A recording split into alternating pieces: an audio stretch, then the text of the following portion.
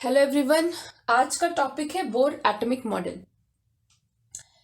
तो बोर ने 1913 में इस थ्योरी को दिया था।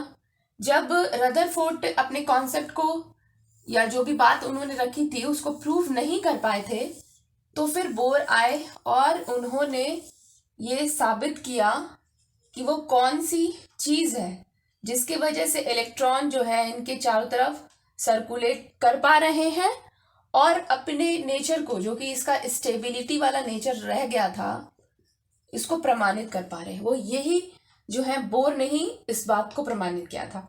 रदरफोर्ड ये बात नहीं साबित कर पाए थे वो कौन सी चीज है जिसके वजह से कंटिन्यूस जो है इलेक्ट्रॉन सर्कुलेट कर रहा है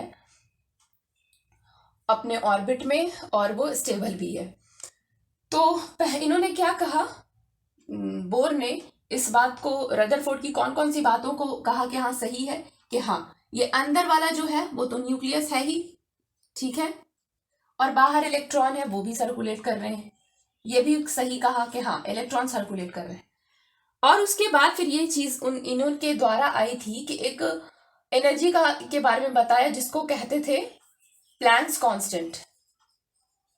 प्लैंक्स कांस्टेंट थ्योरी दी, जिसके वजह से ये इलेक्ट्रॉन अपने ऑर्बिट में अपने ऑर्बिट में सर्कुलेट कर पा रहे हैं और हर एक ऑर्बिट का अपना एनर्जी है।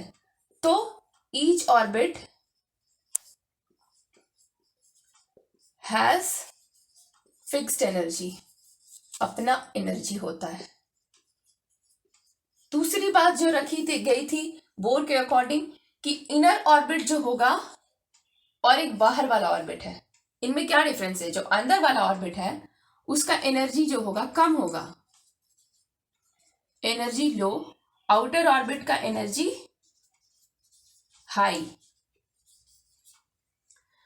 ये दूसरी बात कही गई थी। तीसरी बात जो बोर ने कही वो ये कहा कि जैसे ही हम ये जो इलेक्ट्रॉन है आउटर ऑर्बिट से इनर ऑर्बिट की ओर जाएगा, आउटर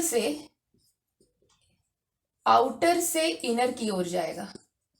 ज्यादा बात हम नहीं लिख रहे हैं ताकि आपको जल्दी से समझ में आ जाए। ये आउटर से इनर की ऑर्बिट की ओर जैसे इलेक्ट्रॉन्स जाता है तो वहां पर क्या होता है, एनर्जी इमिट होती है।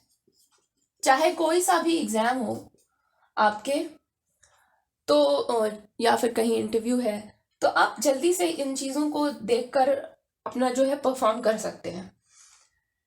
और अगर हम इनर से आउटर की ओर जाएंगे, यानी कि जहां नहीं जाएंगे, इलेक्ट्रॉन जाएगा इनर ऑर्बिट से अगर और आउटर की ओर जाएगा, तो इस कंडीशन में एनर्जी एब्जॉर्ब होता है, ठीक है। ये चौथी बात कही गई थी। इसके मतलब ये तीसरी बात ही है। तो इसके बाद जो बात आता है कि कुछ एनर्जी लेवल है, तो अंदर वाले ऑर्बिट का एनर्जी माइनस बाहर वाले ऑर्बिट का energy is equals to h into f. F क्या है, सॉरी एच क्या है, एच है प्लैंक्स कांस्टेंट। तो इसकी वैल्यू क्या होता है 6.626 इंटू 10⁻⁻34 जूल सेकेंड, ठीक है। जब कभी भी आप न्यूमेरिकल बनाएंगे वहां पर रहेगा ना कि आपको एनर्जी लेवल डिफरेंस निकालना है, तो ये हो गया इनर ऑर्बिट, ये हो गया आउटर ऑर्बिट, ठीक है, या फिर जिसका दिया रहेगा आपको निकालने, यानी फर्स्ट अगर थर्ड रहेगा तो आप या E3 रखेंगे, ठीक है। और ये क्या है, फ्रीक्वेंसी,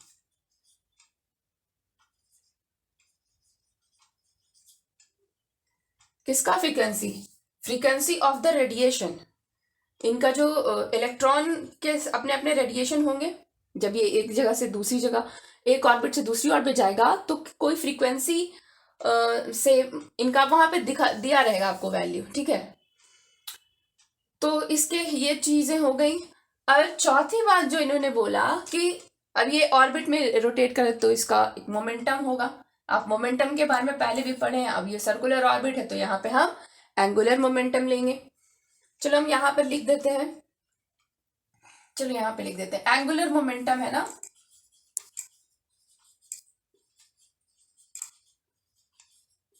उसके कंडीशन में भी यहाँ पे कुछ कॉन्सेप्ट आएगा, जैसे कि angular momentum is mvr is equals to nh/2 same वहां पे h लगा देंगे, प्लैंक्स कांस्टेंट का वैल्यू, ठीक है, और n का वैल्यू, n मतलब नंबर ऑफ ऑर्बिट, ठीक है, यानी कि फर्स्ट ऑर्बिट रहेगा तो 1 रखेंगे, सेकेंड ऑर्बिट के बारे में बोलेगा तो 2 रखेंगे, थर्ड ऑर्बिट तो 3 रखेंगे। तो इस तरीके से लिखाएंगे। मास हो गया, वेलोसिटी और रेडियस रहेगा, वहां पे सारे वैल्यू दिए रहते हैं। अगर कभी न्यूमेरिकल इस कॉन्सेप्ट पे, इस ऐसे थ्योरी पे आता है तो हम उसको सामने लेकर आएंगे। अपार्ट आप देख लीजिए, चाहे तो स्क्रीनशॉट ले लीजिए, फर्दर आप आगे चाहे तो इसको इसके इसके वीडियो के थ्रू आप हेल्प ले सकते हैं। Okay, thank you, good luck.